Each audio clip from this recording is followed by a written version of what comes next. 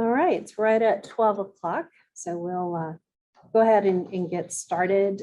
First, thank you everybody out there for joining us today. We've got a really great group gathered, and if our dress rehearsals are any indication of what's going to go down in the next hour, you've tuned in for a really provocative and insightful conversation. So happy you're here with us. I am Tamara Van Meter, if I've not met you personally yet. I'm a principal here at SMBW, and I lead our corporate workplace strategy team. So why are we here? So SMBW, as part of our community research initiatives, we support a program that we created called Shine the Light. And so essentially it is around creating design equity in our community. And how we do that is raising awareness around different social issues. So this year, we are excited to focus on a local organization, a local nonprofit, VCIC, Virginia Center for Inclusive Communities. So what started as a client relationship has really blossomed into a professional partnership and collaboration. We also have some additional local and national teammates that are helping us really study this topic of inclusivity. We have Steelcase, which is a global manufacturer of furniture for healthcare, offices, and education environments. They also are one of the industry's leading resources in strategy and research.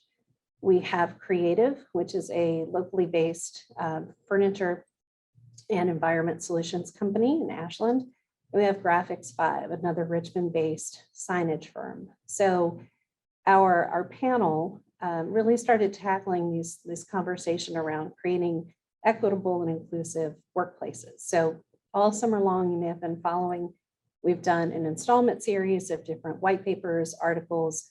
We had guest interviews with Charm and several of her colleagues from VCIC, who are great resources because they facilitate programs for businesses, for communities, and for schools around this very topic. So today is a bit of our wrap party, if you will.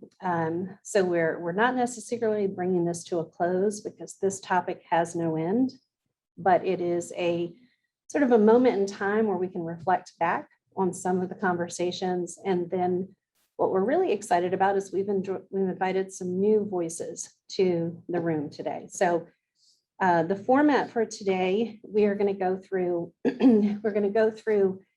some roundtable questions. So the panelists actually have come up with their own questions for each other. So that should be pretty fun. And then we'll end with some general conversations. If you in the audience have questions, please post them. We'll do our best to feed them into the conversation. But don't worry if we don't get to them all.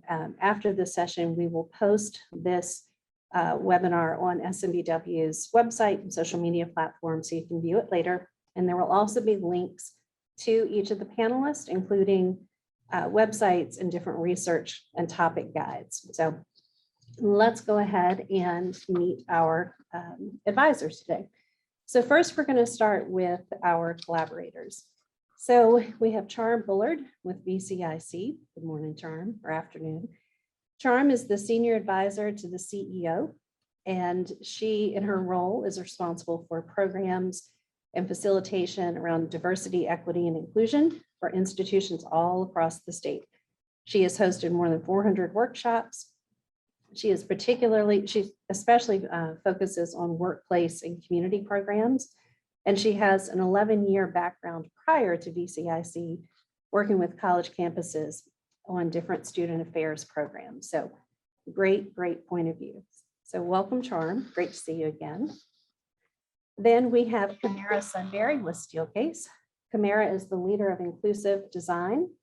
Steelcase, being a global leader in research, certainly her work in the development and integration of inclusive design practices and the application of those design principles is really important, not only within Steelcase, but as a resource to all of us in the architectural and design community.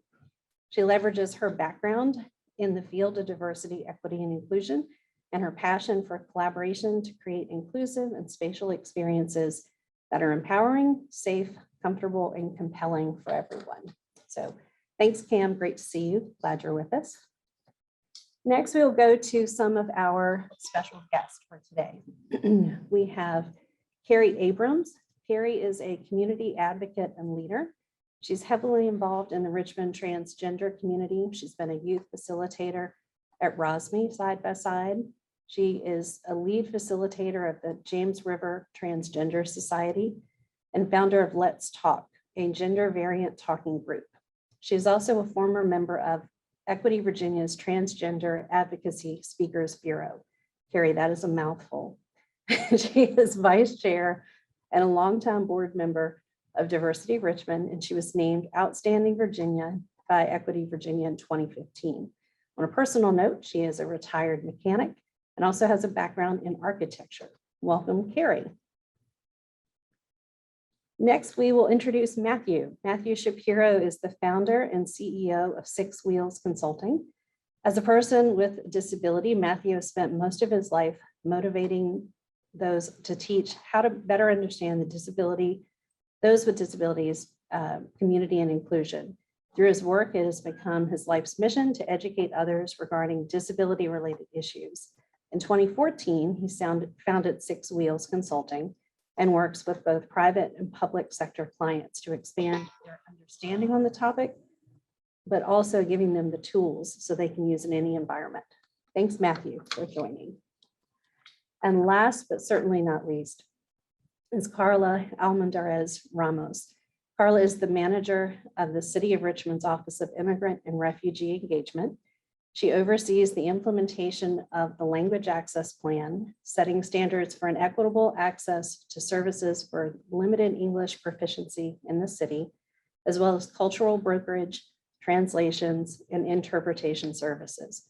Karla was instrumental in the statewide Ready Listo emergency preparedness campaign. Our communication campaign work directed the Hispanic and Latino communities and ensured equitable access to information during disasters. Karla is a trained bilingual public information officer and social media savvy. Welcome, Karla. I told you, it's a great panel. So with that, we're going to dive right into our roundtable. So the format for this, we have had some time together to talk, and so everyone has developed a question that they are really interested in asking of their peers. So we're going to kick it off with Matthew. If you could get us started with your question for Kamara. Yes, of course. So hi, Kim. How are you?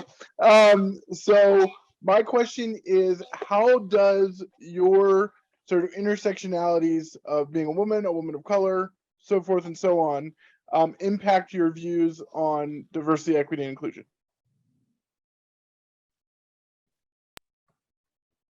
Great to see you, Matthew, and thank you again for SMBW for just bringing us together along with this phenomenal panel. I think this is a really great question, and kind of centering what we're here to talk about is diversity, equity, inclusion, and how that translates to space. And I think a question of intersectionality, being a woman of color, being a young professional are things that I personally have to be aware of on a daily basis. And I think that it's not necessarily something that I feel that is a challenge. I think it's part of my superpower.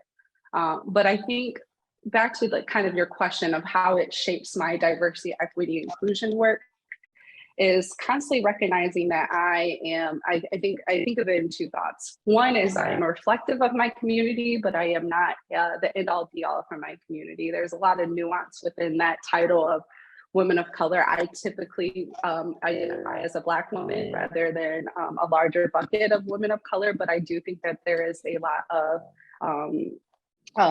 unity and respect within that labeling. So sometimes it's, these labels we find power, or we find maybe being put in a box. And so constantly managing that nuance and understanding that, as well as understanding some of those underlying factors like colorism, ageism, and things where folks might be more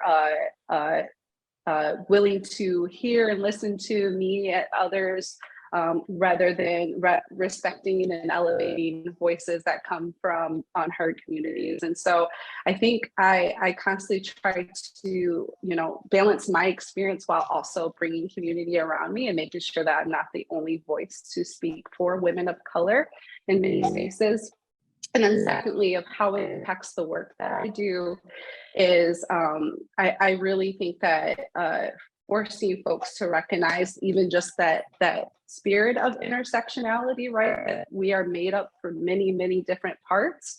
But when I do identify and when I do connect with my with my identity as being a Black woman, honoring that and knowing that that is a point of view that often does not get the exposure, get the credibility it deserves. And so I think we've talked about this in our setup, but really if folks are having a conversation about women of color or Black women, making sure that we are part of that conversation, right? Like you're talking about me, but not with me.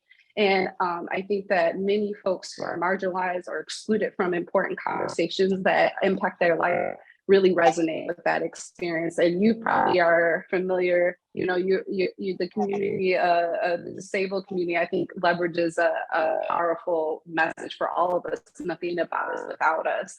I think that's a huge centering perspective when we're looking at doing DEI really well.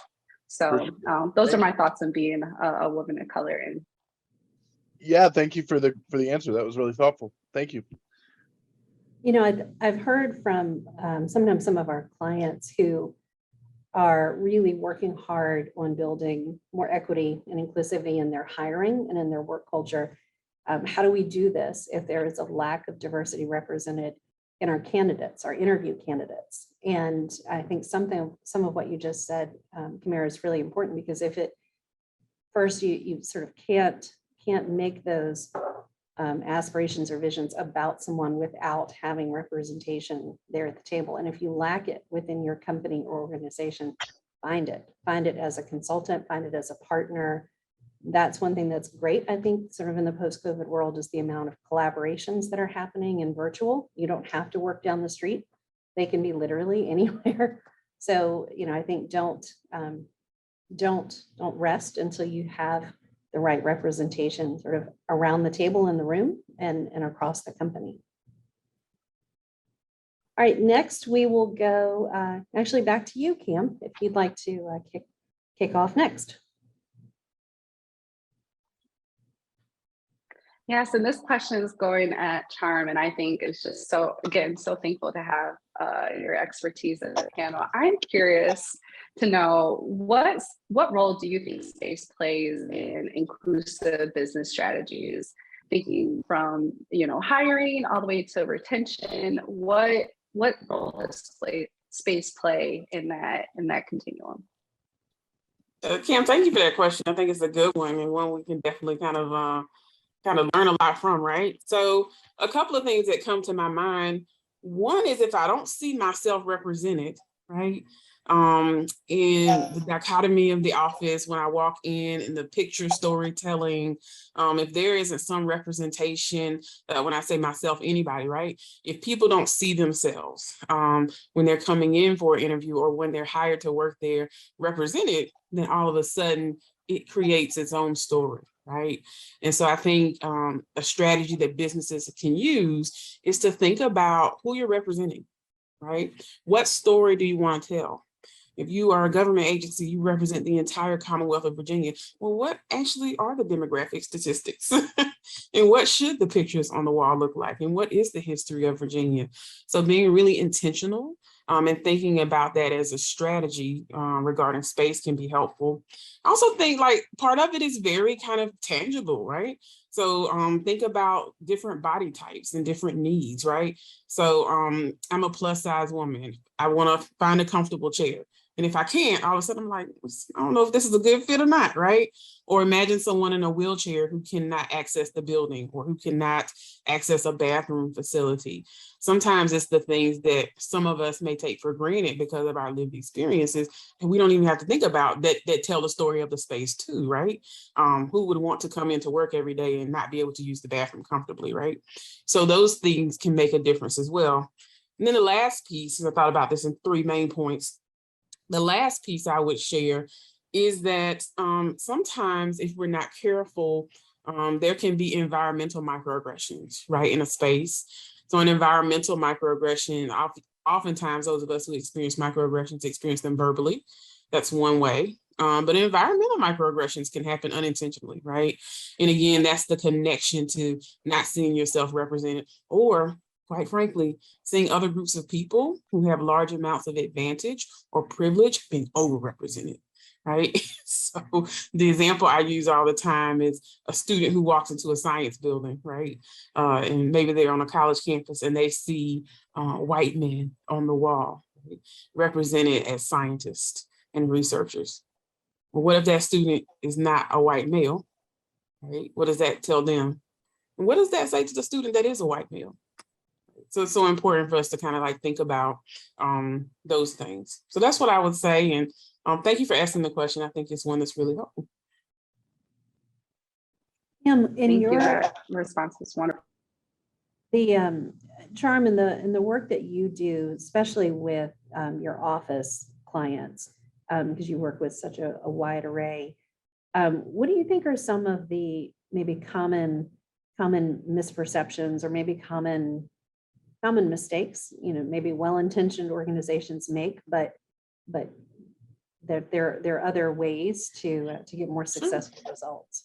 Sure. I think actually one of the most common things I've seen, I actually notice it pretty frequently, is ADA, and it's the lack of access to buildings.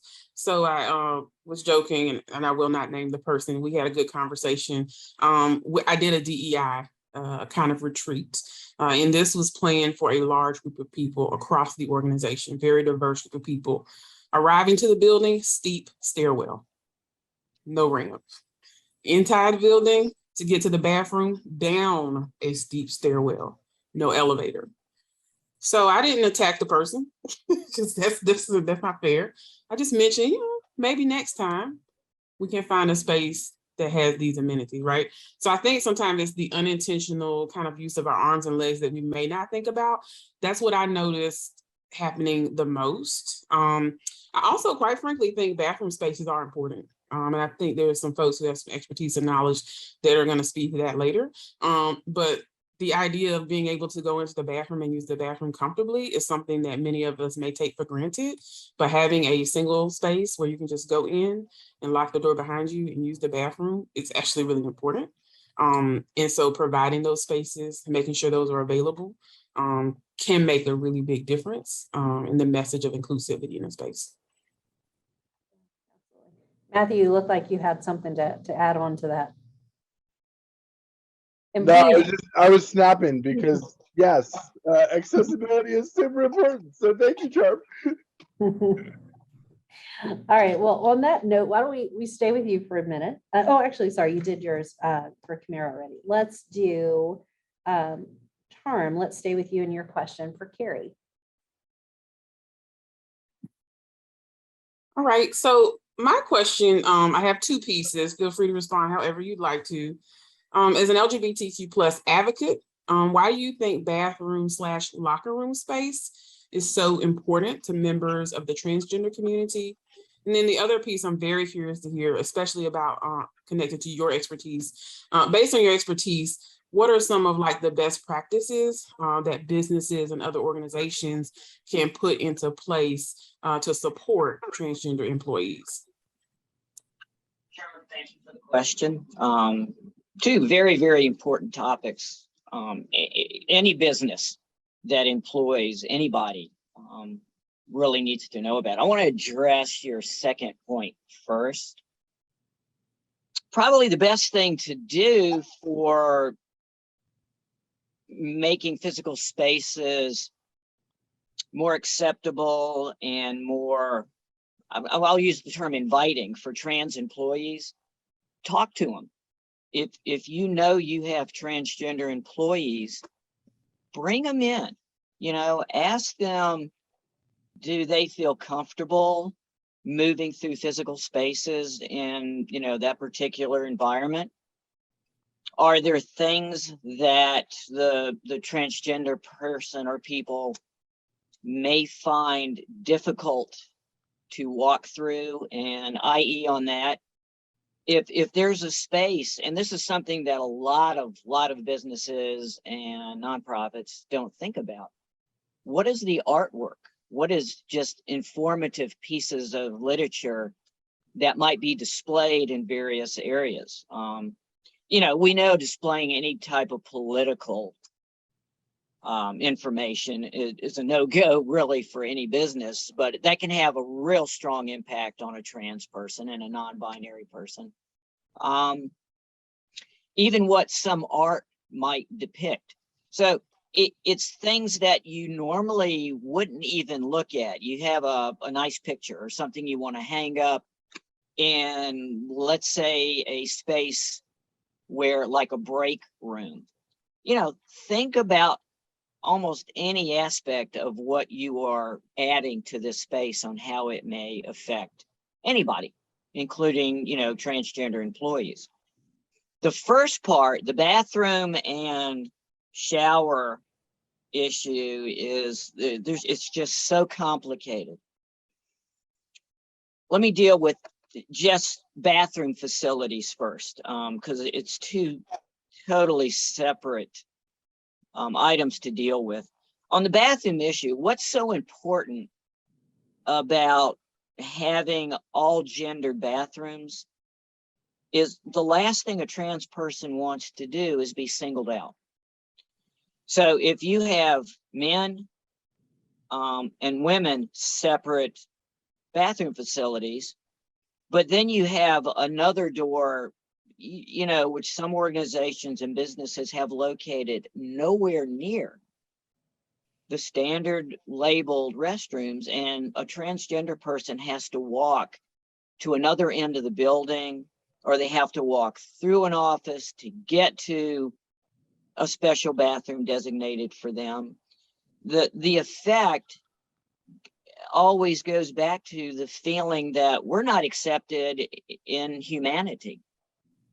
We are being labeled of someone that just really shouldn't exist, because we're not going to recognize you, and we're going to send you someplace else, to do what everybody has to do through the course of their day, and that's use the bathroom. By just having bathrooms labeled either all gender, non-gender, or just listed as restroom, it helps the transgender person and non-binary person feel more wanted, more accepted. Bathroom design, and of course this goes beyond current physical spaces, because sometimes it's not possible to go back in and redesign. But bathroom design should have all types of facilities in the bathroom, whether it's commodes, urinals, separated. It's not that hard when if you're going through a redesign, or if you're lucky enough to be designing a new facility, is just have partitions. So, you're not looking at your neighbor, or your neighbor's not staring at you when you're going into the bathroom. It's a really, really major concern for transgender people. The thought a lot in the world is everybody is in danger by letting transgender people come into their bathroom, when the reality is the most scared person in a bathroom is the transgender individual. And I can speak from firsthand knowledge. The first time I went into a ladies' room in a public space, nobody was yelling and screaming, but I was shaking like a leaf. I was terrified. So the thoughts are misconstrued. The thoughts are backwards. It's us that are terrified by going into the space. Now, the shower issue, I have mixed thoughts on that. Some agree, some don't agree with me. To me, the issue is if genitalia match, then to me now, there's no issue if you are with same gender. I can understand a transgender woman who does not wish to undergo or cannot or has not undergone reconstructive bottom surgery to be in a shower with other women, because, you know, she's still a woman, doesn't matter on the genitalia. But I can understand how that would make some people uncomfortable. The same thing for a transgender male. Again, a solution to that is, you know, totally separate shower facilities in the same confines of the space. So not separate, completely separate shower facilities for trans men, trans women, you know, than men and women, but just have more privacy available. So somebody does not have to walk out of the actual shower area and have to quickly make sure they cover their body up with a towel because somebody else is sitting there in the locker room. Sure. So it's the privacy issue. Right. And I wanted just to ask Keri, would that be ideally like a shower area similar to how some college campuses have set up, where there's a small changing area and then you step into a shower, but there's actually a door with a lock behind it? Like, is that okay? Yeah. Really, And a I mean, private shower slash restroom. yeah. I mean, I know people that aren't in the transgender community that they don't like walking out of a shower in a communal space, and have people, you know, have a chance to see their body. So it benefits everybody. It makes the issue of not feeling comfortable or not liking what you see. It sort of eliminates most of the negativity around that type of shared space. Can I'm I in the add, vacuum. yeah, can I add something to the bathroom thing? Because we talked about this in our prep call, but the other really important thing about single stall, unisex, same sex bathrooms, whatever, family restrooms, whatever you want to call them, is they also very much benefit the disability community, because oftentimes there are a lot of people in the disability community who are with attendants. And for me specifically, there have been many times where I'm with my mom and I've had to go into the women's room and I get silly looks from the women in the women's room. And unfortunately, there's no other way around my needing support to use the restroom. And so if we used more unisex, single stall family restrooms in our facilities, it would help really everybody, right? You know, I think it's a scenario where some people just aren't comfortable going into a normal restroom situation. So I definitely encourage, as we're building out new buildings or doing different things, to put more of those in the facility than you think you should.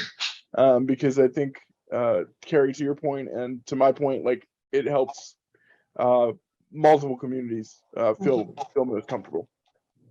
Yeah, Definitely. Keri, would you like to share your question for Karla? Yes. Hi, Karla. So my question to you is, working with immigrants, and if it's kind of a two-part question, but if you can answer it as a one part, you know, if you have worked with anybody in the trans community that has needed your services, how did you work with them? How did you feel? How did you help them feel comfortable? How did you work them into the services you provide? If you have not, which I'll actually be surprised if you haven't, and if you have not worked with anybody in the transgender community or non-binary community, what are your means of seeking resources to help them? Thank you, Keri, for that question. Unfortunately, in our office, we have a lot of inquiries and citizens coming, seeking our help in that area. I believe in the immigrant community, not just the Hispanic community, there's still a lot of work to do when it comes to overcoming taboos, racial differences, sexual preferences, and gender identities. There is a lot of conversations that are not occurring within our community. But that being said, we have had some of our citizens, residents reach out to us, not just from nowhere, but after knowing us through maybe some of the programs and then establishing that relationship with us directly, then feeling confident and trustful enough to address directly and said, I need help. I am going through this, even being gay or somebody that is transitioning or just having questions about their own identity and needing help to talk to somebody. So there's challenges when it comes to our immigrant community, providing supports to them because many of them do not have access to healthcare. So if they are undocumented, they don't have health insurance, then it's hard to find a counseling office or a professional that could provide that professional counseling. That's the first thing we will say. We cannot do that ourselves. We can connect them to some of our partners. We have work, actually, thanks to Diversity Richmond, we started a Latino Entrepreneurship Academy last year. And during our first academy, we had one of our participants who reached out to us wanting support, experiencing bullying at work because of his sexual preferences, and just not knowing where to go and who could help him. So thankfully, we were at the right place. And through the partnership with Diversity Richmond, there were, and being that at that time, one of the members spoke Spanish, and we were able to pair them up, even if it was through informal conversations, to reassure them and guide them to other resources. And we also have had experiences with people like other immigrants. We had a situation with a person, a refugee from Senegal, who came here as a refugee. And when they come here, if they are single, they are placed in a house to be, to share living spaces. They may rent a room in a house where other refugees are living. And he reached out to us directly because we had a person who spoke his language, and reaching out for help, trying to find a way out of his normal network, because they were all from his country, and he felt that his own community will not be able to support him because of cultural belief, religious beliefs. So I think it's other layers as immigrant communities we have to address when it comes to helping people from the LGBTQ+ community. We had some advocates in our community that have done Spanish workshops and provide resources in Spanish, but it's very limited.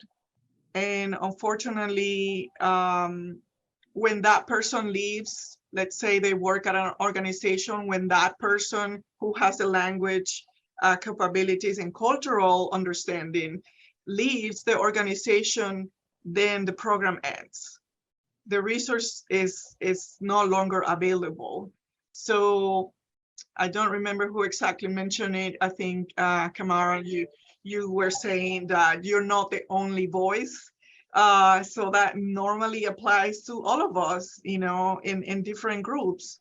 A lot of the time, you know, I am the Latino talking because if I am there, I'm checking that box for them and making them, you know, inclusive.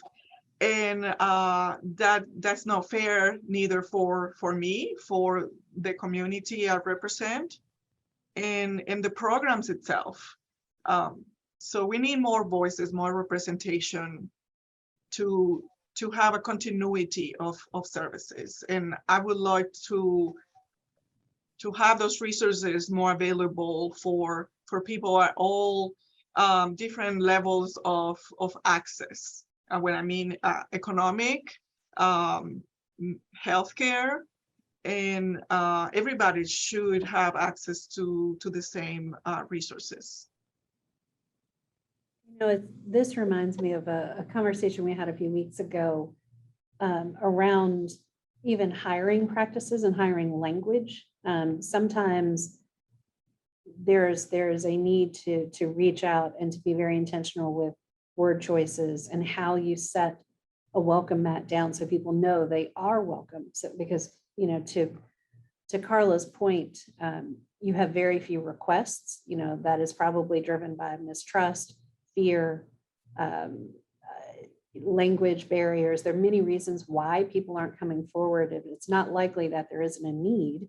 It's just there's not, you know, that connection's not happening. So I think it's incumbent on companies and organizations to recognize that part of storytelling and part of creating an inclusive spirit is also being forward thinking with how job postings are phrased and signage, and how you know, just how are you communicating with your population, either your current or prospect population or prospect candidates that you would like to have a relationship with. I don't know if any others have anything to share on that. Can I just add, just when we talk about hiring practices, involve your HR person, because most of the time I meet with hiring managers that they want their announcement to be translated. They want to use the right word terminology to attract multilingual or immigrant applicants,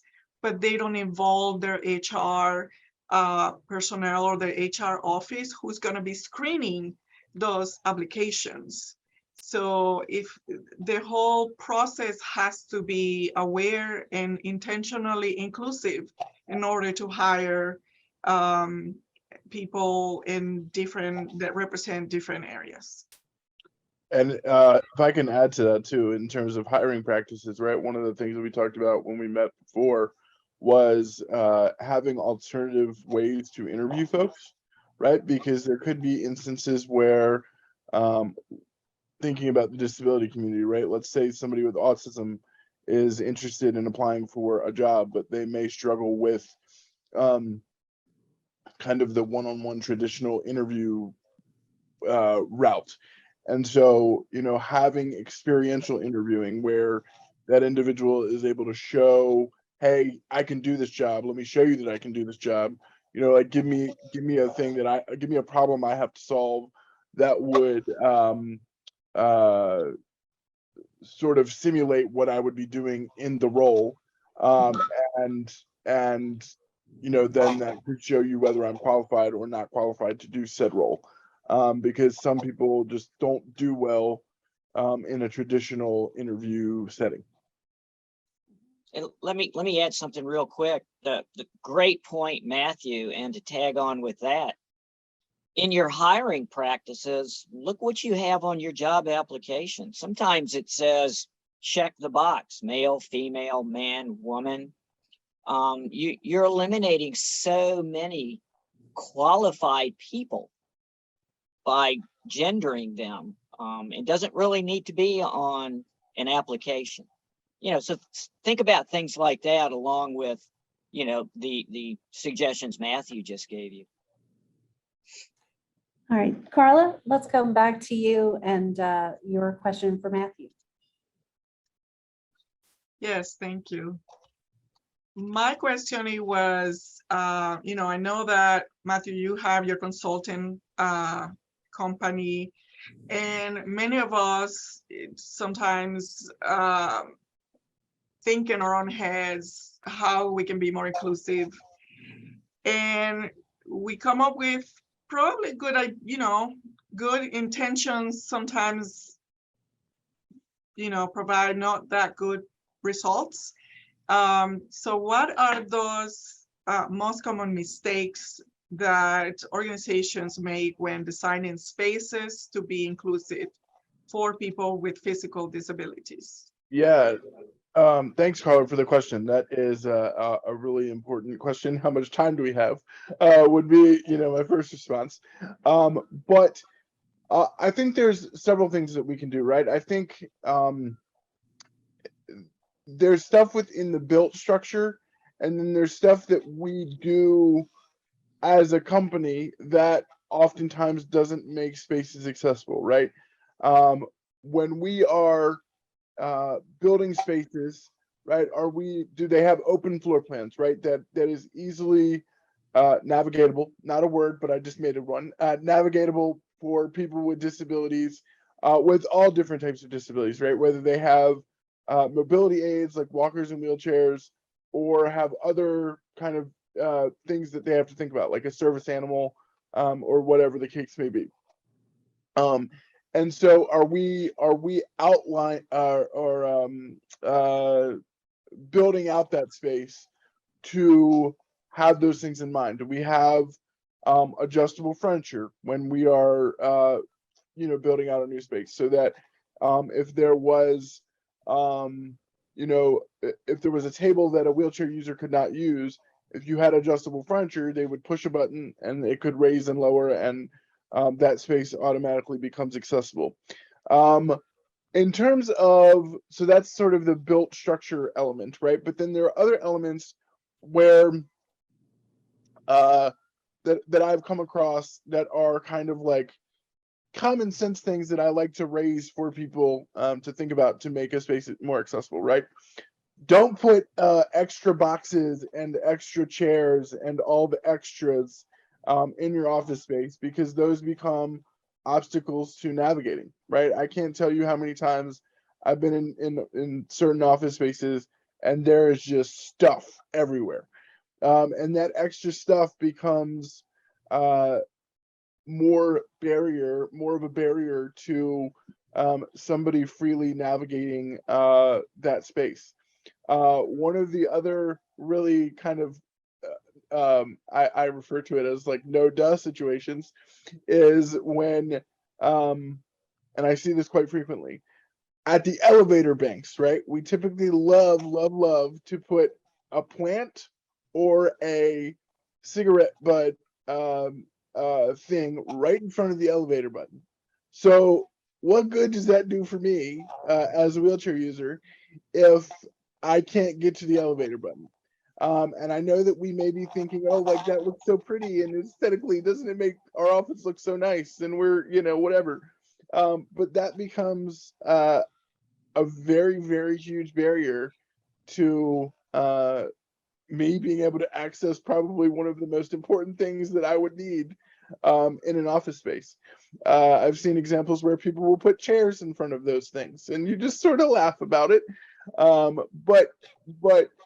So there's not only things that we can do sort of globally, right, in terms of laying out our office space, right, in terms of having furniture that works, in terms of Thinking about, we talked about this a little bit earlier, but thinking about a culture that really welcomes people with disabilities by having imagery of people with disabilities in the office, having, as we said earlier, our announcements reflect that we are trying to hire folks with disabilities as well, having our website have representation of disability with our employees on it, so that as a prospective new hire, right, I would see somebody that looks like me. I know, Charm, you mentioned that earlier, and I think that goes literally for every one of us on this panel, right? We really want to see representation of our diverse backgrounds, but then just some of that common sense stuff, right, that I just touched on. You know, we think we're doing the right thing, but that then often becomes additional barriers to fully accessible and inclusive spaces. Kind of, let's stay there for a little bit and go a little bit deeper on inclusive spaces. I think we've talked so far around visual cues, storytelling, making sure there's representation, being thoughtful in language choices, and not restricting or defining the recipient of that information and leaving it more open to all. We've talked about the built environment. And I think that is so often when people think about accessible spaces, their mind, it's natural, it goes to ADA. And I think that's sometimes where it stops. And so what's exciting to us in the design community is I think we're starting to realize this is a rounder topic. It's not very flat, and there are so many aspects to it. So I'd like to maybe tease out some other best practices that you all have either tried or used, maybe in the realm of technology or AV support to make spaces more accessible, or other maybe unique ways that you've seen creative solutions that really create a more equitable work environment. Can I jump back in on that? Is that all right? Yeah, there's so many things that can be done, right? There's I have a philosophy that sort of I live by within my work, which is this idea of inclusion above compliance, right? Because something can be compliant by the standard of the ADA, as you mentioned, Tamara, but still not be fully inclusive to one's needs. And so, you know, when you think about AV equipment, right, and sort of technology, one of the things I always talk about is if you have a bunch of TVs on in your office where you're promoting your work, where you're could be using a virtual meeting, make sure that there's captions on your TVs at all times, or make sure that you have technology to allow someone, you know, with vision impairments or who is deaf or hard of hearing to be able to fully engage in that space as well. And technology really can be our friend, right? I was so excited to kind of hear, Tamara, you talked earlier about that whole COVID experience and how anyone can connect anywhere. And for the disability community specifically, we sort of finally felt heard and seen, because the rest of the world was sort of understanding what we go through every day. And what I try to talk about in my work is that, look, we should not have these types of things go away once we're finally through COVID, whenever that ends, right? Because if I can't attend a conference physically, but there's always a virtual link for me to attend, that is more inclusion. That is a way for me to continue to participate from the comfort of my home or my office, whatever the case may be. And so utilizing technology in that way, like I know that we all sort of have Zoom burnout, right? Or video conference burnout, but it really is a tremendous tool to allow for fuller inclusion in the spaces that we're talking about. Yeah, definitely. We've seen that have other positive inclusion benefits, even at a more a staff mentorship level. I would say pre-COVID, business travel expenses often limited. Maybe if there was a big presentation or event, who went? It was senior management, it was a project manager, because it wasn't financially feasible for an 8-person team to go. Now, because those often are accompanied by virtual link, you have people right out of school at all levels of a team. So it's more inclusive because they're getting the same access to information. So it leads to a richer experience and solution at the end. So I totally hear you on that. Definitely agree. Karla, you had some other thoughts? Yes, I was just thinking about, you mentioned technology. And, when it comes to language, I always said we don't have to have 150 languages signage, because that is actually not realistic. But we can use technology for that. There are these screens, I don't know if you've seen them in the doctor's office now. They're advertising products for you to request, but they are also a way to provide information pre-vetted in different languages, signage that can be easily updated and translated. And when it comes to translation, definitely, I know it's easy, it's very easy to just say, we have a bilingual person, they can translate the signage, but unless that person is a translator or a native speaker in the way that it needs to be to translate, then I wouldn't suggest you use that person, because it wouldn't be the first time, communications go out, signages are put, and they are very wrong. They're not properly translated. They're have bad grammar, punctuation.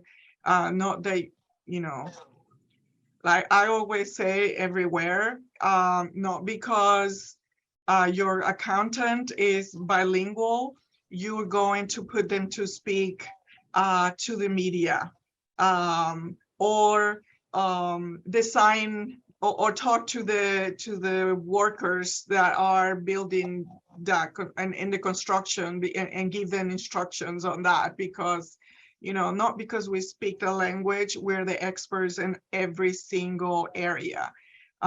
So I am not going to be a good tax preparer if I am not certified or have the proper training. So the same happens with translations and interpretation. So signage, it also presents a cultural background. We support, like I mentioned earlier, we support the work of the city and when it comes to providing interpretation and translation. The Parks and Rec department oversees the river, okay, the parks and the river, the trails, and all of that, public space. And we have been supporting them, helping them translate signs. The Hispanic community is a big user of the river, and other immigrant groups. And so they came to us, and this is going to be funny, because there was a sign that said, we want the people to, when they walk with their pets, to pick up the pets poop. So the sign was scoop the poop, and it had the little tail of a back end of a little dog. And that phrase alone, it took 2 weeks for a team of 3 people from different backgrounds to translate, because throughout Latin America, there are different ways that we can say that word. And so we needed to have a consensus and see it from the environmental perspective, that the message was to protect the environment. And so something that simple, it required expertise and cultural background and conversations for us to use a non-offensive word that would, alarm, that will be delivering the right message and be as engaging as they wanted it. Goes right back to supporting the about us, without us sort of concept. It's, make sure you have the right people at the table. So let's end, we have just a few minutes left together. Let's end looking forward, and would love to hear from Charm and Kamara, Keri, those of you that are doing a lot of community program work. What's next? What are you excited about? What shifts are you seeing, or what new innovations or ideas are you seeing on the horizon for inclusivity? Well, something I've been thinking about, and it actually came from one of the questions Cam sent, so thank you, Cam. I think something that happened in 2020 is that all of a sudden people became really interested in diversity and inclusion and equity. And for many people, the veil was lifted, right? All of these videos of people being murdered, on top of the disparities around health connected to the COVID-19 pandemic. It was almost like for some people, the veil was just lifted and they were like, oh my goodness, I didn't know that this was happening to this degree, right? And so there seemed to be this real great energy, right? Around learning what folks can do to be like anti-racist was a buzzword, right? And so on and so forth. I hope that continues, right? I hope certainly that it translates to physical space, right? So that we can figure out how to tell stories in ways that are creative and fun and engaging and inclusive, right? But I hope that curiosity continues. I hope people continue to learn. And I hope that folks will make decisions that are not based in fear, right? Fear of making a mistake or fear of offending someone, but make decisions from a place of education and from a place of like cultural engagement. I'll chime in next. Right now, the outlook for the transgender community and non-binary community is not very bright, considering all pending and legislation that's put in effect. We've got kids in schools that are just being singled out, and people are trying to throw laws against bathroom use, but trying to put more of a positive spin. In business settings, you can't tell your staff, your employees, whatever, what they can and can't say, but you can control conversation. If you hear derogatory comments or, hopefully things aren't really being posted, just try to turn it around and just really say, transgender, non-binary people, anybody in the LGBTQ community is no different. I used to give a lot of presentations, and I'd always start with, hey, whose blood in the audience is not red? Nobody would raise their hand. I wouldn't raise my hand. So what I would always try to put the human element, that it doesn't matter your gender identity, your sexual preference, your religious background, your political affiliation, is we're all human beings. And that should be the really positive point that needs to be brought out, is don't judge people for who you see they are, what you believe they are. Judge them for how they are towards you and others that you see them interact with. So dealing with the LGBTQ community, it's a little different because we can't, like with Matthew, you can create spaces that's easier for a wheelchair to go through. Not have that cigarette butt holder in front of the button for the elevator. It's a little bit more complex when you're dealing with the LGBTQ community, that what can you do? What can you offer? How can you promote your DEI to the community? So it's a work in progress. We almost are taking 2 steps back to get 1 step forward. So it's just, I don't have a grim outlook. I have a positive outlook, but it's going to take a lot of work. Tamara? Yeah, well, one thing I hope is that folks have taken as many notes as I have throughout this panel. As much as I'm supposed to be a thought leader on this, I've learned a lot from my co-speakers. So thank you for that gift of knowledge and your investment in our own learning. I think the things that are in my mind and that really makes me excited as being part of the A&D furniture industry is really this new imperative to design with, not just for. That is a quick way of us looking and thinking about inclusive design. And I think as we look at this diverse group that's gathered together to talk about inclusion, it brings up a quote that comes from Kat Holmes, I think a thought leader in inclusive design, that says you can meet 100 people and ask them what inclusion means and you'll get 100 different answers. But if you ask them what exclusion means, it means you've been left out, or the feeling of being left out. And I think if we start, organizations and designers start really sitting with that question of who has been left out, who do we need to hear it from, who do we need to design with, not just for, it creates so many different opportunities. And that really gets me excited. It gets me excited about thinking about intersectional bathrooms, right? We've talked about how bathrooms play a role in space and how they can either accommodate folks of different sizes, different abilities, different identities, but is one role that space can play to satisfy many different needs.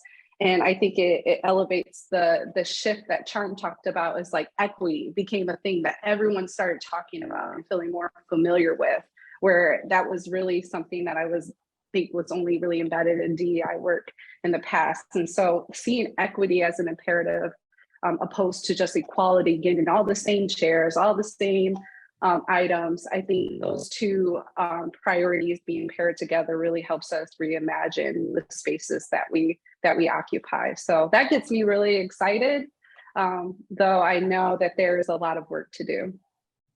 Really well said. Karla, Matthew, any final takeaways for us?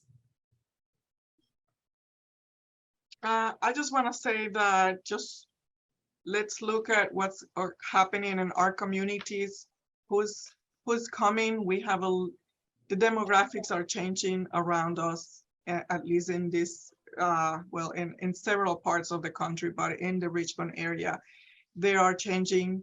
And so we need to be aware and be in tune with those changes so we can have that representation at our workplaces. And I would just add real quickly, all of us on this panel are thought leaders in this space, right? So have us help you, right? If you are unsure of what to do, or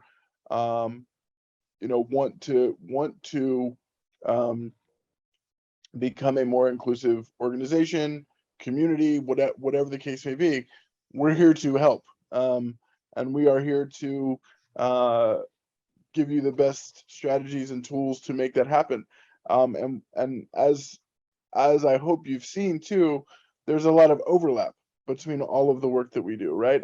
I know a ton of people in the LGBTQIA community that are also people with disabilities, and and vice versa. And so when you're impacting one of the groups that we've talked about, in many cases, you're impacting other groups as well.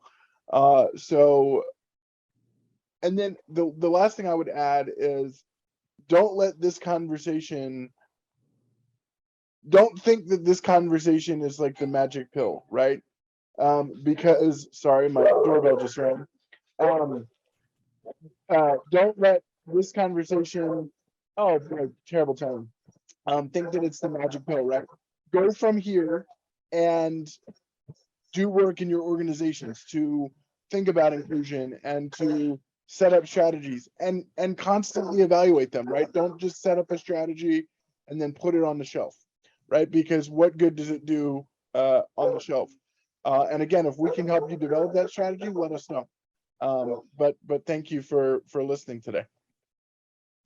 Yeah, I would echo that. I think in our work, we've also learned there is no stupid question. There is no taboo topic. I mean, the only way we're going to grow is if we're willing to be honest and have a conversation and learn from each other. So I really appreciate the panel joining us today. It was everything we hoped it would be. This is a start of a conversation, and we are all here, and everyone will share links so you can reach out directly. If there is a topic or particular question that you want to follow up with our panelists, please do so. The last thing we'll ask is for your help. So we, part of the way we're going to wrap the Shine the Light series this year is with a student scholarship. And so you will, if you follow SMBW, or we hope you will, keep your eyes out. Next month, we're going to be announcing the scholarship competition for students, and that will be awarded to a rising or current college student, and it's a essay topic. And we'd love for you to help us spread the word to make sure that this gets in the hands of really deserving students. So thank you all again for joining us today, and have a great rest of your week. Take care.